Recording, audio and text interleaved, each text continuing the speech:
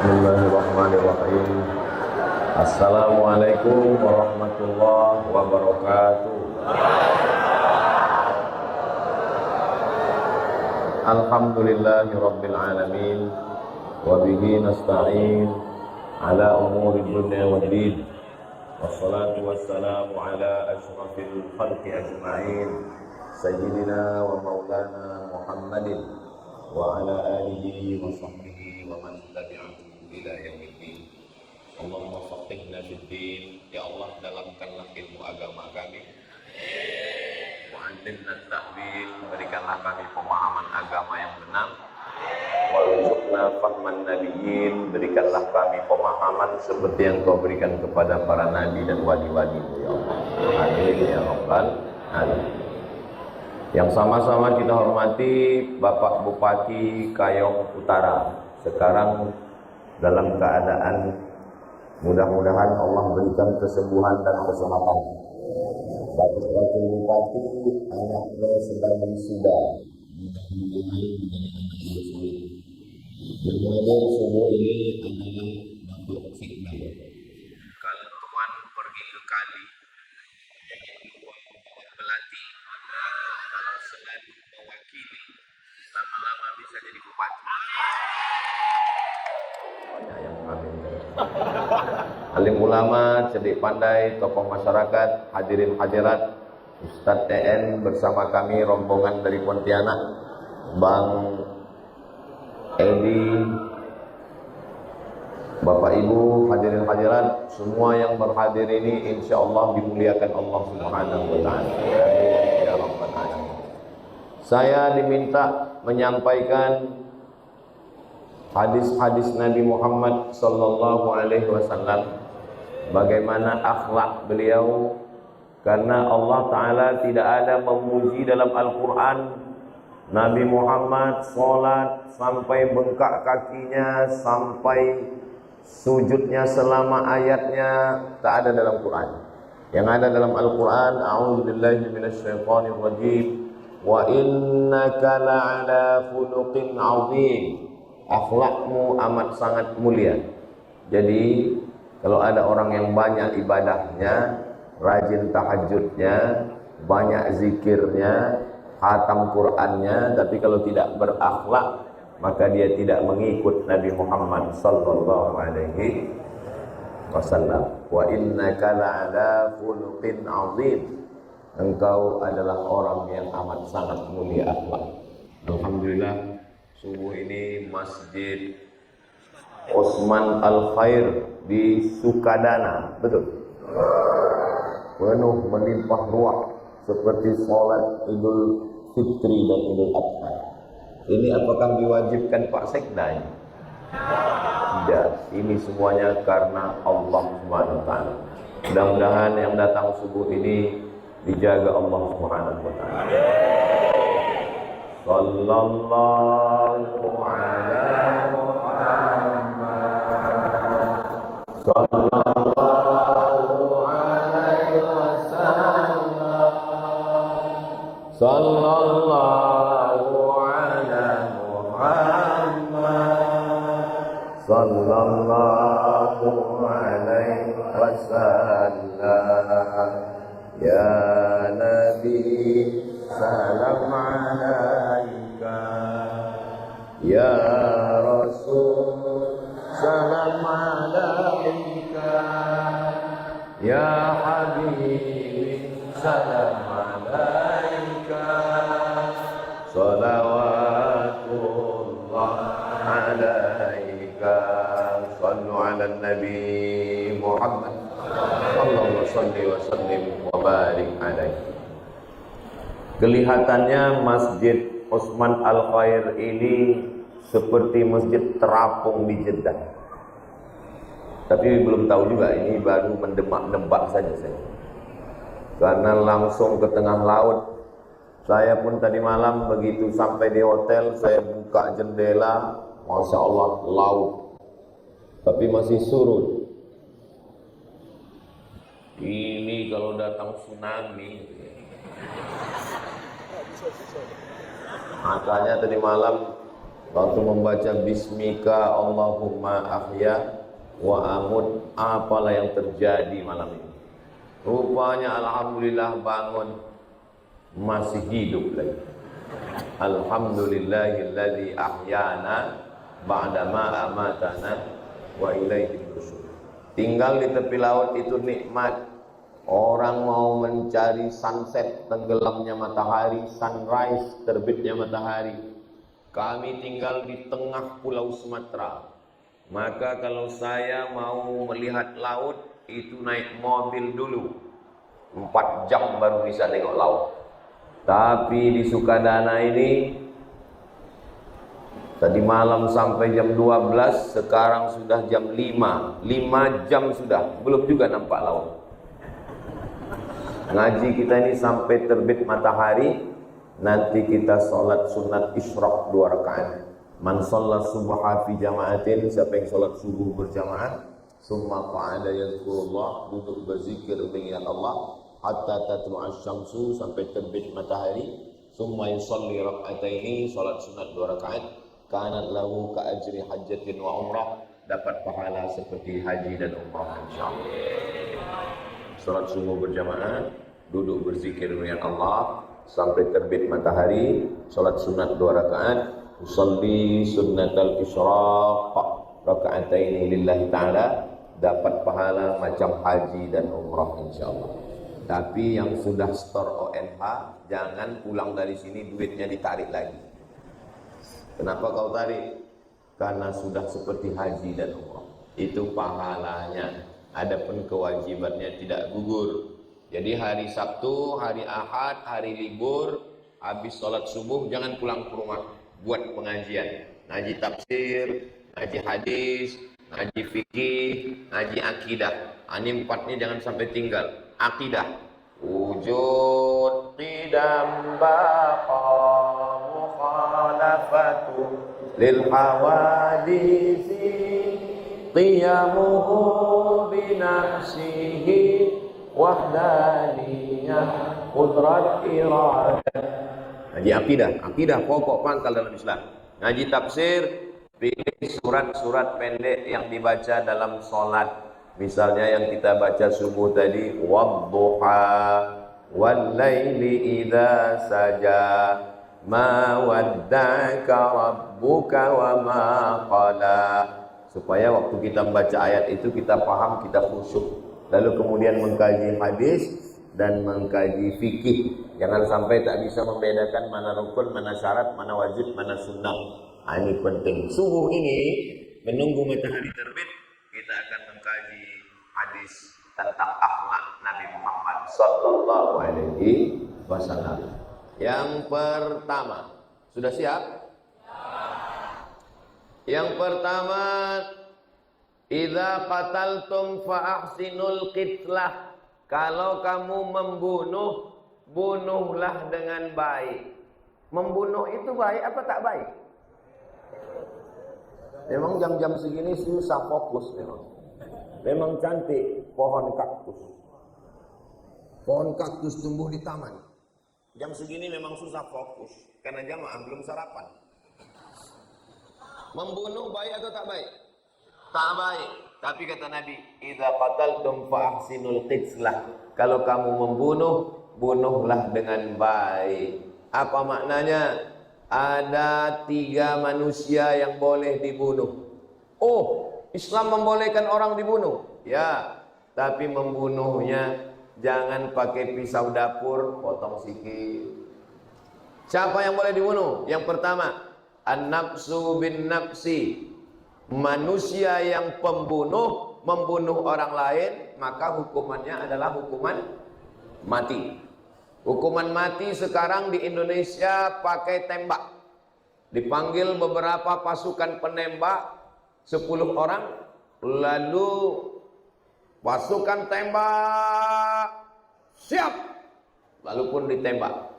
Supaya 10 orang yang tukang tembak ini tidak merasa berdosa, maka pelurunya cuma 1. Senapannya ada 10, tapi pelurunya 1. Sehingga mereka tak tahu entah siapa yang menembak. Supaya tak merasa bersalah. Itu yang mati itu kau nembak? Enggak, bukan peluru aku. Di Indonesia main tembak. Kalau di Mesir hukum gantung.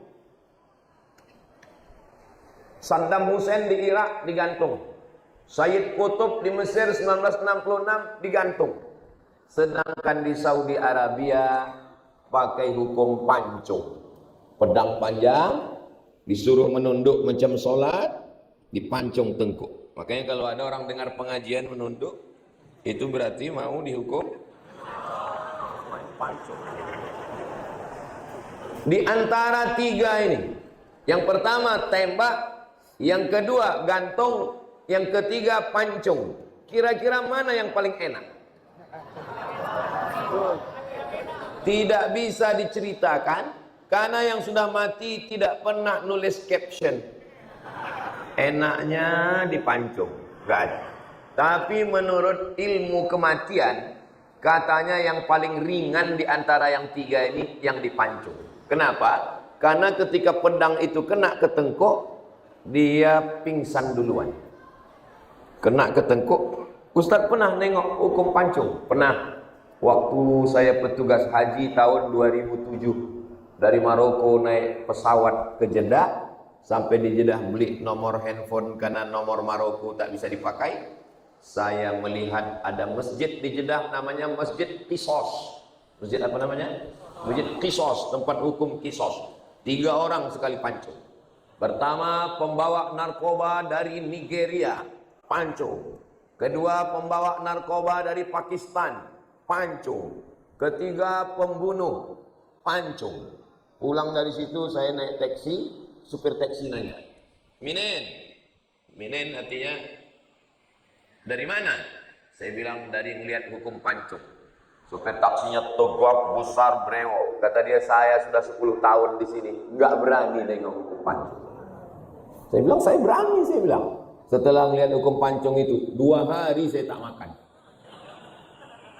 Ternyata efek menengok kepala putus bergelinding, darah muncrat, itu efek psikologisnya luar biasa.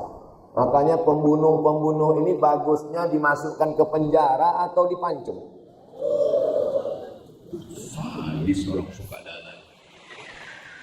Dimasukkan ke penjara, dikasih makan, dikasih minum, dijaga, dikawal, menghabiskan uang negara. Betul? Ngeri juga saya serah. Pancung kepalanya. Pengedar narkoba masuk penjara, dikasih beras, dikasih sayur, dikasih ikan, membayar penjaganya, mengurus keluarganya, menyebar narkoba pula lagi dari dalam penjara. Yang cocok, yang pantas adalah hukum pancung. Setuju? Mudah-mudahan ini didengar oleh DPR RI. Supaya pengedar narkoba, korupsi, membunuh anak-anak bangsa, mengambil APBN, merusak tatanan negara, menghancurkan masa depan, menghilangkan pekerjaan, habis duit timah, habis batu bara, habis duit minyak. Cocoknya mereka ini pancung koruptor-koruptor. Betul? Makin semangat jamaah. Idza qataltum fa ahsinul qitlah. Kalau kamu membunuh, maka bunuhlah dengan baik. Jangan waktu mancungnya itu dipancung pelan-pelan. Bismillah. Memancung itu dari tengkuk, sedangkan dari depan itu menyembelih. Bismillahi Allahu Akbar. Itu menyembelih dari depan. Siapa lagi yang boleh dihukum mati? Yang kedua, as-sayyibuz zani. Sudah punya istri tapi masih berzina, maka hukumannya adalah hukum tidak pancung. Hukumannya adalah hukum rajam. Cara merajamnya, digali tanah, dimasukkan badannya setengah, dilempar batu sampai mati. Ini hukuman bagi pelakor. Setuju, Bu?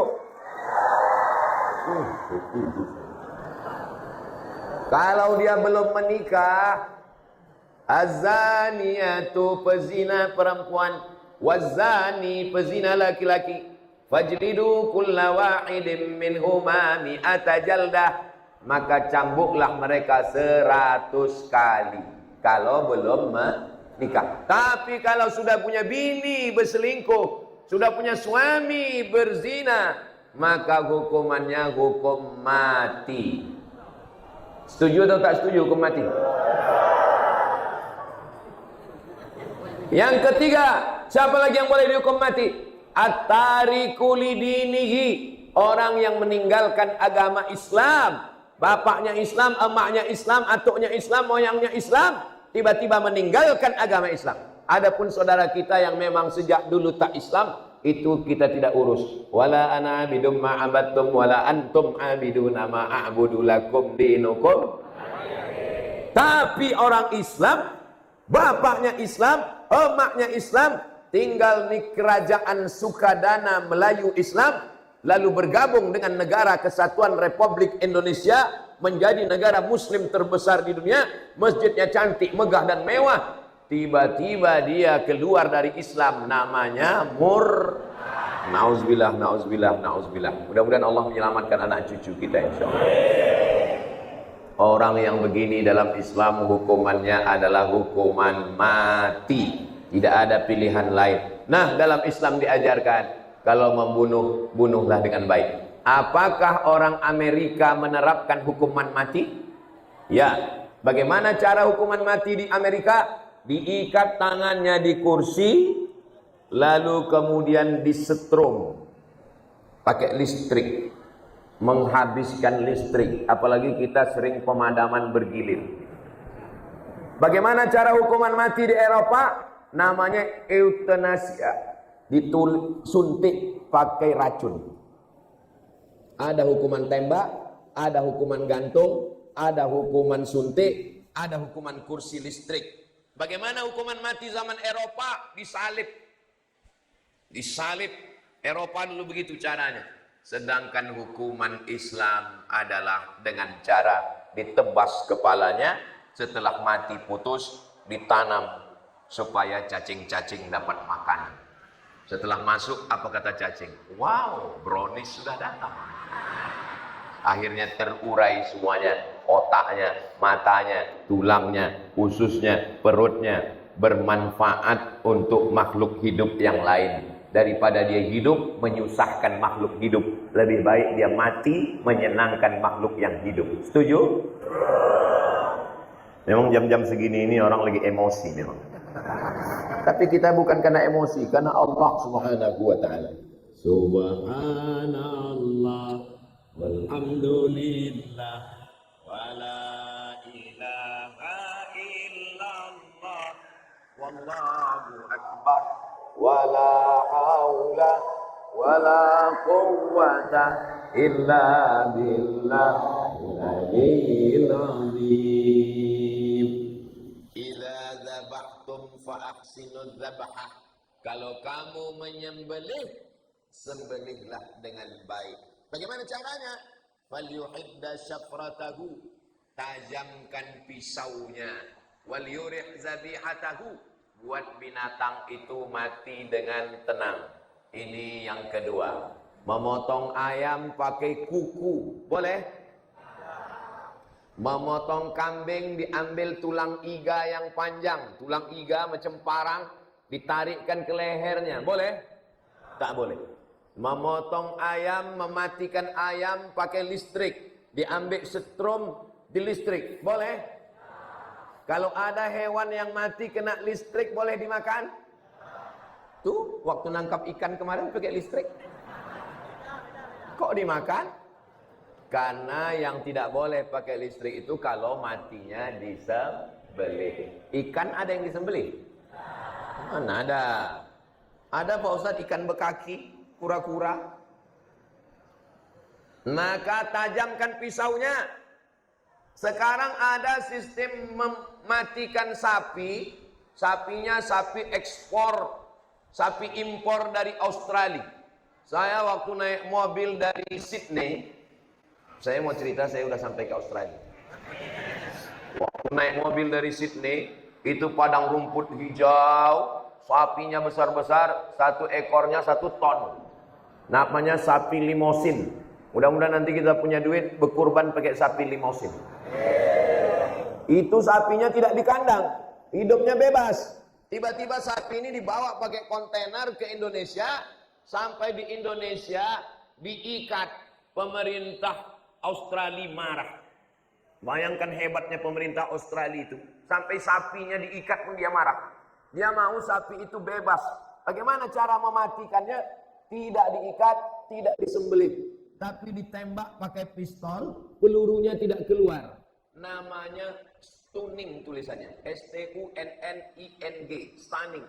Ditembak otak kecilnya, skala 7. Ditembak otak kecilnya, setelah dia tak mati. Habis ditembak, dia pun jatuh.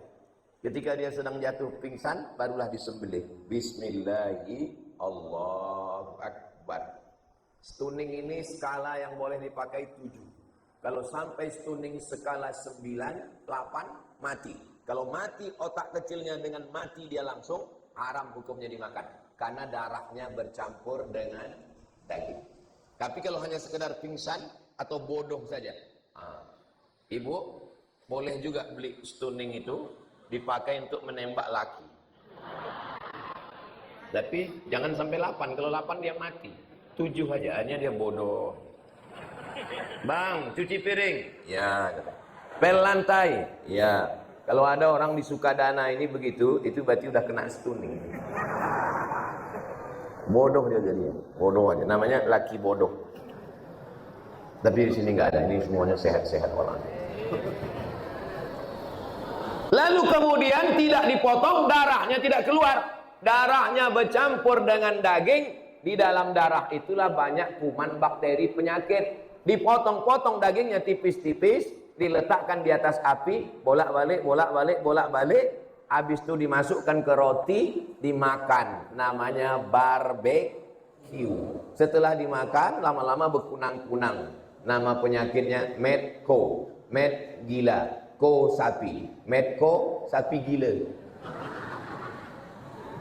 Makanya orang Eropa takut makan sapi kena penyakit Medco. Med gila, ko sapi. Medco, sapi gila. Tapi ketika sapinya dibawa ke Indonesia, tidak ada orang kena Medco. Kenapa? Karena waktu disembelih, darahnya keluar habis kuman, bakteri, penyakit. Tak boleh makan darah.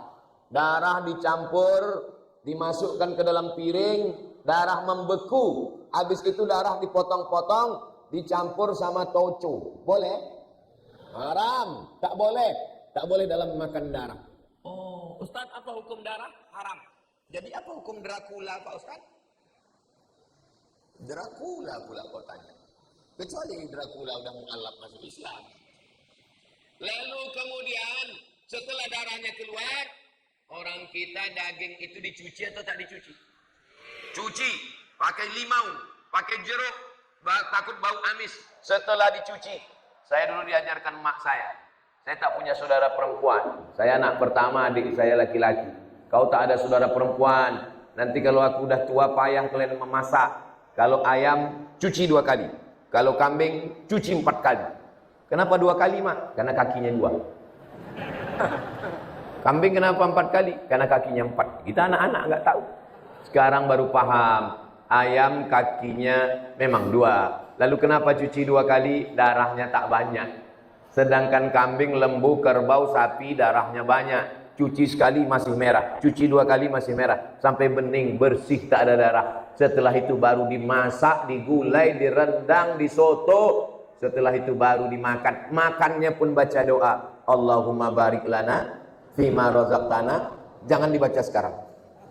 Meleleh air liur. Itulah kenapa kita sehat. Karena sesuai dengan ajaran Islam. Ustadz pagi ini kan ceramah tentang akhlak. Kok cerita tentang motong? Berakhlak kepada orang tua, semua mengajarkan. Berakhlak kepada guru, semua mengajarkan. Berakhlak kepada ayah ibu, semua mengajarkan. Tapi berakhlak kepada binatang, ada agama yang mengajarkan berakhlak pada binatang? Enggak tahu, orang kita belum belajar.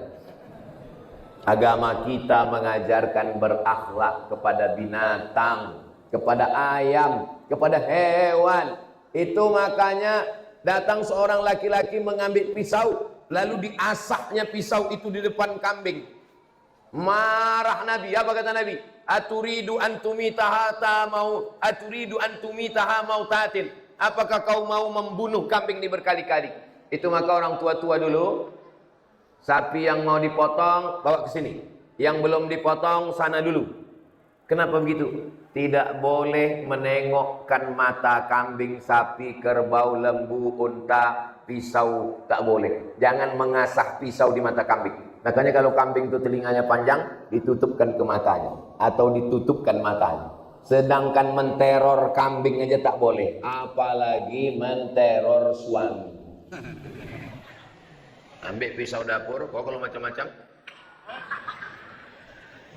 Di Sukadana tidak ada, karena ini ibu, ini solihah. Dia kalau suaminya dia tidak sembelih, dicampakkannya ke laut langsung. Betul bu? Salatullah, salamullah, ala toha rasulillah. Salatullah, salamullah, ala yasin habibillah. Tawassalna bismillah wa bil hadi rasulillah wa kulli mujahidin lillah bi ahlil badri ya Allah. Sallu ala Nabi Muhammad. Berikutnya yang ketiga, uqtulul aswadaini fis shalah. Bunuhlah dua yang hitam walaupun kau sedang sholat. Bukan di luar sholat, bukan sebelum sholat, bukan sesudah sholat, di dalam sholat. Allahu Akbar. Bunuhlah dua yang hitam. Hitam yang pertama as-su'ban, ular. Ada ular di sini. Hitam yang kedua al-aqrab, kalajengking. Sholat itu waktu kita sholat mata dibuka atau ditutup? Bunuhlah dua yang hitam. Dari mana kita tahu makhluk ini datang kalau mata ditutup? Makanya sholat itu mata dibuka. Kecuali pada kasus-kasus tertentu boleh mata ditutup. Contohnya kawan kita pakai baju kaos, tertulis di belakang coblos nomor, itu tutup, jangan buka. Kalau buka makanya ke masjid jangan pakai baju bertulis-tulis. Ini mana ada, tengok baju. Kecuali petugas, polisi, tentara, banser, boleh, nggak apa-apa. Jangan pula, nggak terganggu kita tertulis sholat di samping kita terbaca Babin Kamtipmas, nggak apa-apa. Sholat menengok tempat sujud, jangan tengok macam-macam lain. Uqtulul aswadaini, bunuhlah dua yang hitam walaupun kau sedang sholat. Yang pertama ular, yang kedua kalajengking. Nauzubillah. Pas lagi sedang sholat, Allahu Akbar, nampak ular. Boleh kita bunuh? Boleh. Bunuh. Apa yang ada di situ? Ambil. Ada golok di situ, ambil. Cincang ular itu sampai mati. Jangan sekali habis itu berhenti. Mati lagi tadi makannya. Langsung ular itu membaca, Allahumma barik lana, katanya. Saudara yang dimuliakan Allah Subhanahu wa taala, bunuhlah dua yang hitam. Kenapa ular dan kalajengking boleh dibunuh? Karena berbisa, mengganggu dan memudaratkan. Maka semua yang berbisa, semua yang mengganggu, semua yang memudaratkan boleh dibunuh. Apakah kawan yang mengganggu boleh dibunuh? Mati kita. Berikutnya yang keempat, bagaimana akhlak yang diajarkan Nabi Muhammad SAW. Datang seorang laki-laki membawa obor. Tahu obor? Api yang menyala, abangku. Lalu api itu diletakkannya ke sarang semut. Sarang semut, tiba-tiba semutnya lari, tunggang langgang, lintang pukang. Senang dia menengok semut itu kepanasan. Apa kata Nabi Muhammad SAW? La yu'adzibu bin nar illa rabbun nar. Tidak boleh membunuh binatang dengan api kecuali Rabbun Nar, Tuhan pemilik api. Semut yang ada di pohon kayu di sana, dia tak mengganggu. Kecuali dia datang ke rumah kita menggigit anak kita, itu pun kita bunuh, sekali bunuh mati. Itu pun tidak menggunakan api, hanya disiram pakai minyak, sekali mati. Tapi kalau dia di hutan, datang kita mengganggu, menyakiti, karena sesungguhnya semua binatang-binatang ini adalah makhluk ciptaan Allah. Mereka juga punya hidup, mereka punya keluarga, mereka punya istri, punya anak, mereka punya komunitas, mereka juga mereka pula orang-orang. Nabi Sulaiman membawa pasukan. Kata Nabi Sulaiman, tahan pasukan, jangan melangkah. Kenapa Nabi Sulaiman menahan? Karena sayup-sayup telinga Nabi Sulaiman mendengar semut berkata kepada pasukannya, ya ayyuhan namlu udkhulu masakinakum. Wahai pasukan semut, masuklah kalian ke dalam sarang-sarang, karena pasukan Sulaiman akan lewat. Jangan sampai sepatunya menginjak kamu. Pernahkah kita memikirkan semut? Orang beriman memikirkan semut, tapi orang yang tidak percaya kepada Allah, manusia pun tak dia pikirkan. Beras raskin, beras untuk fakir miskin, dicuci pakai pemutih kain, diambil, dijual. Beras jatah orang miskin dijual kepada tukang cuci kain, dipakai pemutih, dijual lagi. Dosanya 2 kali lipat. Yang pertama mengambil jatah raskin, yang kedua menjual dengan tipu-tipu. Lebih mengerikan lagi zaman edan. Duit itulah yang dipakai untuk mengasih makan anak bini, beli mobil baru, beli rumah baru. Mudah-mudahan Allah menyelamatkan kita dari yang haram-haram. Ini orang Sukadana ini kaya-kaya semua. Dari mana Ustadz tahu kaya? Karena masjidnya ini emas keliling. Dan jendelanya, pintunya nggak ada pakai besi. Bisa pula aman. Ini menunjukkan masyarakatnya kaya raya, rezekinya berlimpah. Dan kalau ditengok dari senyumnya ini orangnya nggak punya utang. Nah kan, orang bisa ketawa begini, itu tandanya nggak ada utang dan nggak punya masalah hidup. Mudah-mudahan yang ada utang segera lunas utang. Banyak juga yang utang.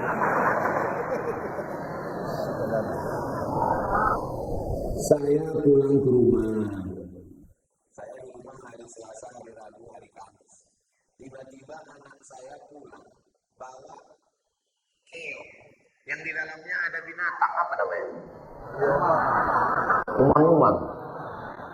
Keong yang di dalamnya dikasih cat warna-warni. Saya tanya, siapa yang ngasih? Tadi di pasar ketemu sama orang, dikasihnya untuk anak ustaz. Umang-umang. Sami, ini umang-umangnya untuk babah ya. Marah dia, ini mainan kata dia.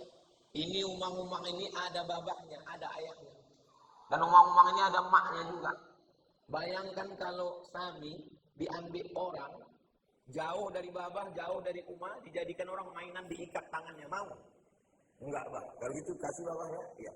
Saya masukkan balik ke celah-celah batang pokok pisang di semak-semak dekat.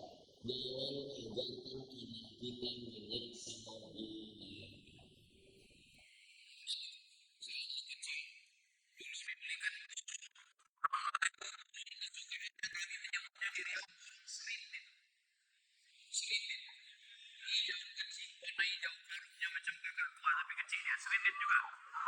Diberikanlah saya burung serindit.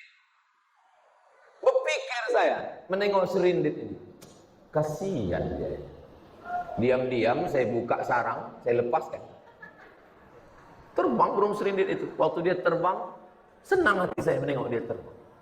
Habis itu ditanya saya, mana burung serindit? Tak tahu saya bilang. Terbang. Waktu itu saya kelas 4 SD, kelas 4, kelas 5 SD. Memang saya dari dulu memang baik hati saya. Sedangkan memenjarakan burung pun tak sampai hati saya. Apalagi memenjarakan orang. Oke, kalau ada orang mengatakan Ustaz Somad itu keras hatinya, belahlah dada. Akan kau lihat, iya darah. Lepas sejak itu saya tak pernah memelihara burung. Anak saya minta belikan burung, tidak. Bapak yang punya burung balik dari sini nanti Kalau ada burung, buka sarangnya, lepaskan. Kalian sudah menyiksa burung. Bayangkan burung itu sejak 10 tahun ini tidak pernah terbang. Dan dia hanya sendiri saja di sarang itu. Bayang. Dari kecil dia, Bapak, memang makannya dikasih. Makanya ada istilah, bagaikan burung di sangkar emas. Emas pun sangkarnya. Dia ingin kebebasan. Terbangkan dia ke sarang-sarang di hutan jauh mata mana. Ini ada orang pagi-pagi senang betul dia dengan suara burung itu. Padahal burung itu mengatakan, kawin.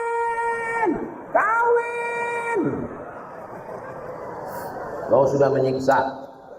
Tapi Ustadz almarhum Ustadz Arifin Ilham membuat sarang burung besar. Istilahnya namanya sekarang aviari. Aviari itu buatkan sangkar yang besar. Di dalamnya ada pokok kayu, di dalamnya ada kolam untuk minum, di dalamnya ada jagung-jagung, ada padi. Itu boleh buat dia berpasang-pasangan. Buat burung jantannya satu aja, burung betinanya banyak buat. Nah, kita nggak dapat, burung itu dapat, nggak apa-apa. Untuk menyenangkan hati. Jangan menyiksa binatang, karena binatang juga makhluk ciptaan Allah. Wa ma min dabbatin fil ardi, semua yang melata di atas muka bumi. Wala ta'irin yatiru bijanahihi, burung yang terbang. Illa ummamun amsalukum, mereka juga ummah makhluk sama seperti kamu. Cuman kita tak mengerti bahasanya. Ada nabi yang mengerti bahasa burung? Nabi Sulaiman. Raja yang paling hebat sekaligus nabi, itulah dia Nabi Sulaiman. Dia nabi, dia raja. Bahasa angin bisa, bahasa jin bisa, bahasa burung bisa, bahasa semut bisa. Nabi Sulaiman. Bahkan ada yang mengatakan katanya Nabi Sulaiman ini kerajaannya dari Palestina sampai ke Yogyakarta, saking luasnya. Itu makanya di Jogja itu ada satu daerah namanya Sleman. Sulaiman. Allahumma salli ala sayyidina Muhammad wa ashghili zalimin bizalimin. Allahumma salli ala sayyidina Muhammad wa ashghili zalimin bizalimin wa akhrijna min bainihim salimin wa ala alihi wa sahbihi ajma'in. Sallallahu Rabbuna ala nuril mubin Ahmad al-Mustafa Sayyidil Mursalin wa ala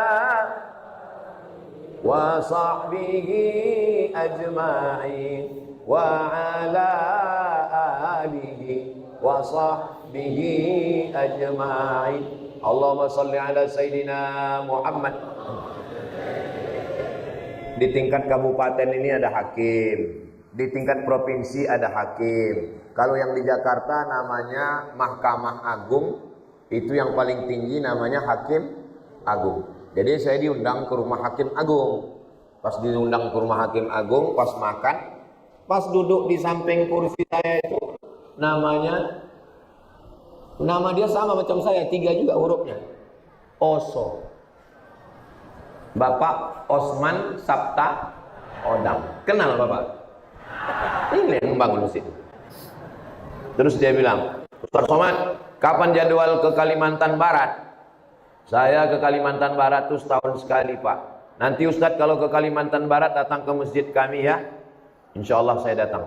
Saya dikasih tahu Bang Edi, rupanya masjid ini sudah minta jadwal Ustadz dari sejak 2017. Sekarang sudah 2025. Kalau saya tahu cerita ini, saya datang kemari 2027 aja. Biar kita genapkan pas 10 tahun kan. Nah, baru cerita ini pagi tadi Bang Edi baru cerita ke saya. Ustadz Somad, ini masjid ini udah minta 2017 kata dia. Masya Allah. Makanya cocok dengan pantun yang dibacakan tadi. Memasak nasi di atas tungku. Tungkunya tungku keramat. Sudah lama kami menunggu, hampir dunia kiamat. Langkah, rezeki, pertemuan, maut, itu bukan kuasa kita. Rupanya ditakdirkan Allah. Hari inilah kita berjumpa di pagi yang penuh dengan keberkahan. Tengok ke kanan, barulah kita sadar. Rupanya memang betul-betul di tengah laut kita ini sekarang. Laut, Masya Allah. Kanan laut, kiri laut. Inilah masjid yang cantik dan indah. Jadi siapapun yang mau penasaran, di Jeddah kemarin nggak bisa di Masjid Terapung Pak Ustadz, nggak usah jauh-jauh ke Jeddah, datang aja ke Sukadana. Masjid Terapung di Jeddah itu seperempat ini, kecil kan, pun nggak sampai ke tengah kali macam ini, icip-icip lah air. Kali ini di tengah betul. Siapa yang mau bertobat, mandi ke laut. Yang berzina, yang peminum khamar, yang penjahat, sampai ke sini mandi ke laut. Insya Allah bersih dari dosa-dosa. Bukan cuma dosanya hilang, dia hilang sekalian. Setuju? Berikutnya yang kelima. Sampai jam berapa Ustadz ngomong? Tadi saya mulai jam 5. Selama Ustadz Somad ceramah di mana-mana tetap 1 jam. Walaupun airnya ini setengah jam.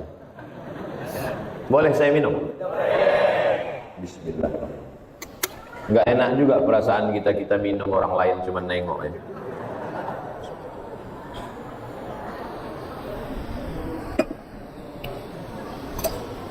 Datang Abu Bakar Siddiq memeraskan susu kambing.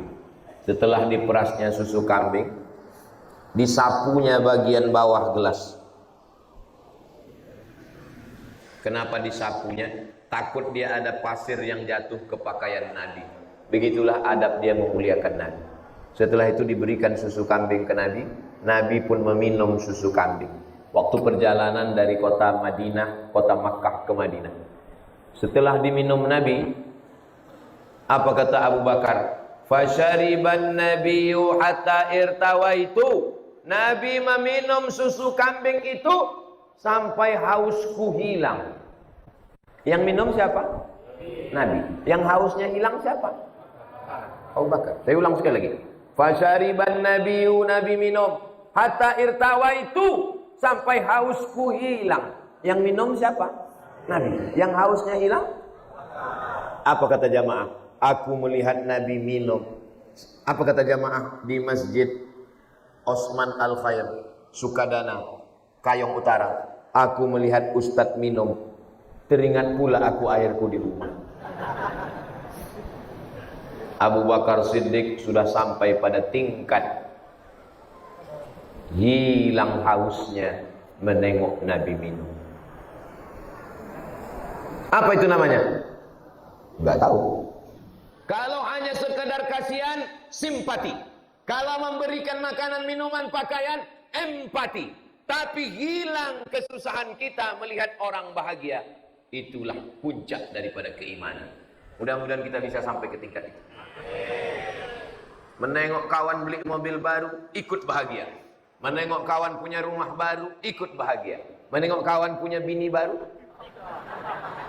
Ibu jangan marah, istrinya meninggal. Ibu mau marah. Ikut bahagia. Orang sekarang nengok kawan punya motor baru, pingsan. Nengok kawan punya rumah baru, masuk ICU. Nengok kawan punya kulkas baru, dia pula yang kedinginan. Menengok kawan punya gelang, mati.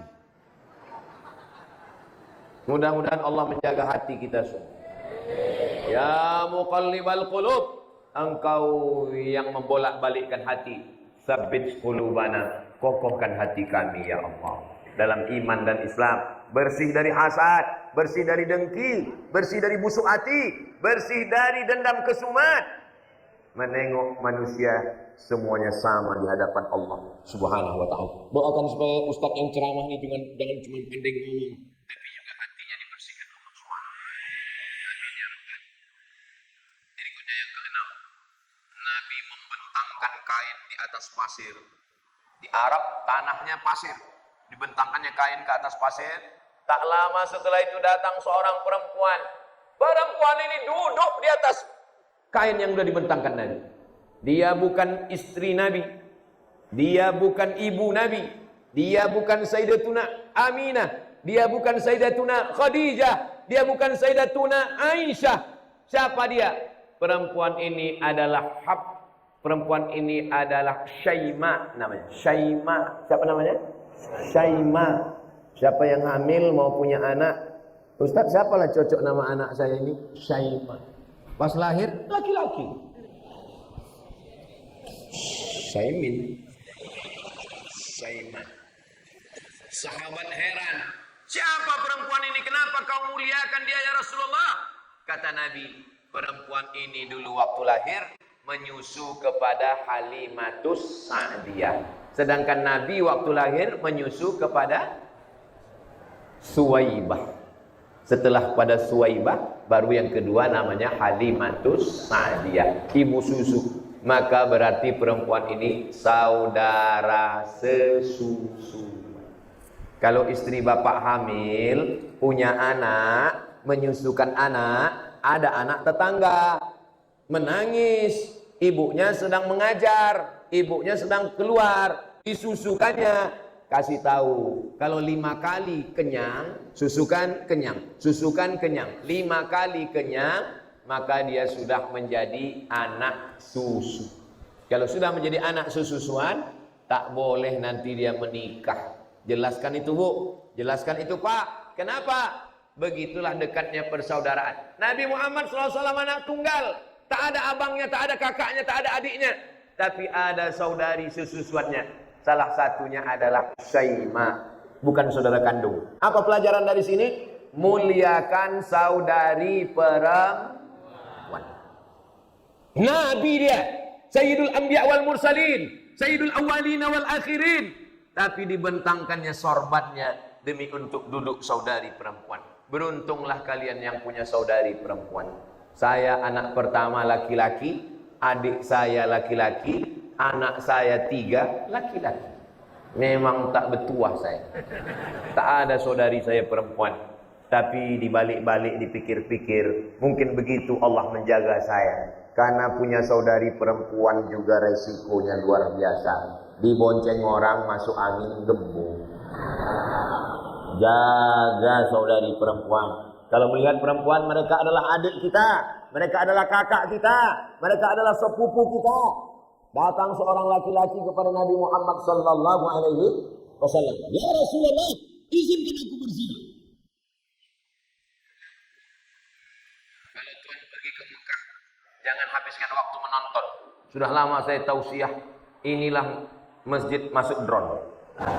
Saudara yang dimuliakan Allah Subhanahu wa taala, kalau punya saudari perempuan, rambutnya jangan sampai nampak, lututnya jangan sampai nampak, bajunya jangan sempit, jangan transparan. Ini hari Sabtu, nanti malam malah Ahad.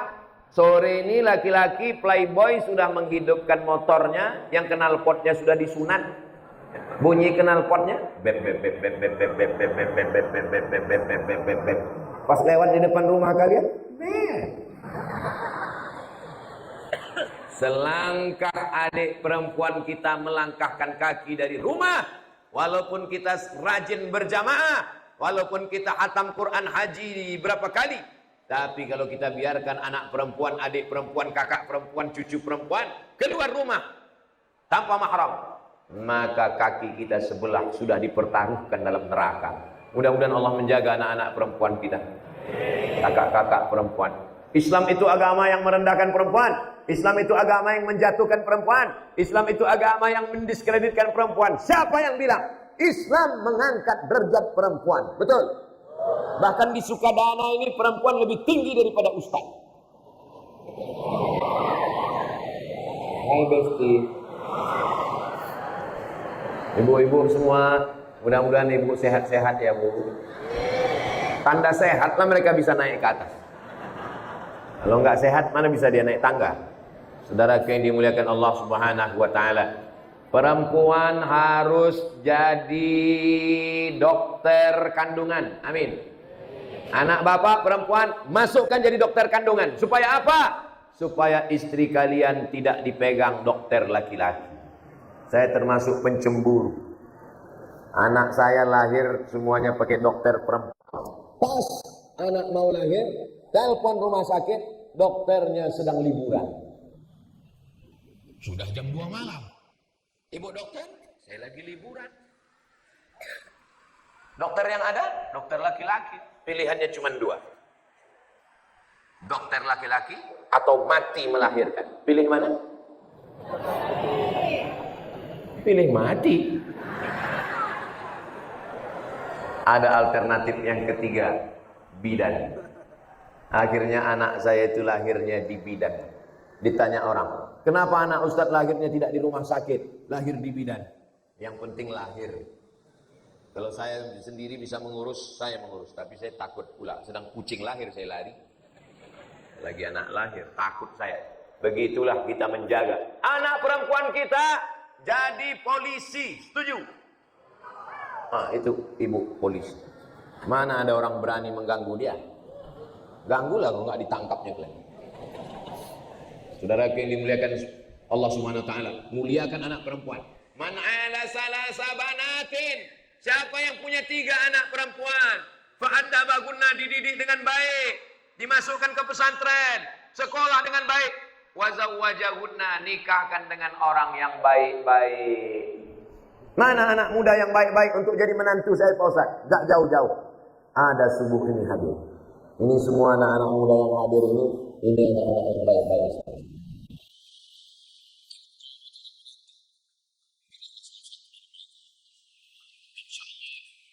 Menantu yang soleh, yang bisa menjadi imam, yang datang sholat subuh berjamaah.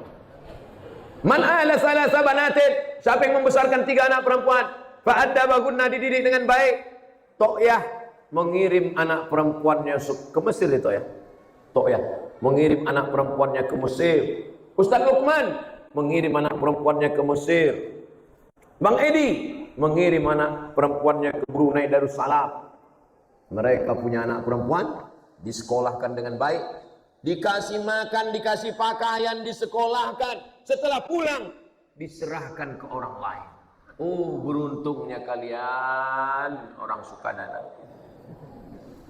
Siapa yang sayang kepada kita? Kalau ibu kita sayang sama kita, maklum, dia memang emak kita. Kalau ayah kita sayang sama kita. Tapi ada orang membesarkan anaknya, mengasih makan, menyekolahkan. Setelah besar, diserahkannya pada orang lain. Itulah mertua kalian, guys.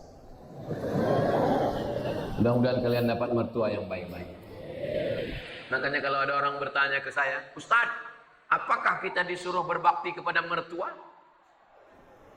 Mertua itu orang lain, kita nggak kenal, tapi dia mengasih anak gadisnya ke kita, dan mahar yang dia minta tidak sekilo emas, tidak sekilo batu permata. Yang dia minta hanya, aku nikahkan engkau dengan anak gadisku, buah hatiku, belayan jiwaku, yang akan menyampaikan amal jariah untukku, yang kubesarkan dengan tetes peluh keringat dan air mata, dengan mengajarkan surat Ar-Rahman tunai. Dia tak minta emas, dia hanya ingin kau bisa jadi imamnya. Ternyata jadi makmum pun kau jarang. Dia hanya minta kau bimbing anaknya, kau jaga auratnya. Subuh ini tadi pas mau ke masjid, nunggu Ustadz Oji memanggil ngetuk pintu, saya buka handphone. Apa berita yang pertama? Berita pertama yang keluar, seorang suami menjual istrinya open BO. Berita ini memalukan, tak layak saya bacakan, tapi ini fakta nyata. Seorang suami menjual istrinya dengan na'udzubillah. Sudah tak ada lagi rasa cemburu. Sedangkan cemburu saja kalau sudah tak ada di hati kita. Berapa banyak sekarang suami yang menjual gambar istrinya di internet, video istrinya di Facebook, di Instagram, ditonton banyak orang, tak ada lagi cemburunya. La yadkhulul jannah, tak masuk surga. Dayyus. Kebetulan jamaah itu ada namanya dayyus. Apa Ustaz? Aku tak masuk surga, kata dia. La yadkhulul jannata dayyus, tak masuk surga dayyus. Siapa dayyus itu? Alladzi la yagharu ala maharimihi, tak ada rasa cemburu kepada mahramnya. Mudah-mudahan kita menjaga anak-anak perempuan kita, saudari perempuan kita, insyaallah. Amin ya rabbal alamin. Itulah yang dapat saya sampaikan subuh ini. Walaula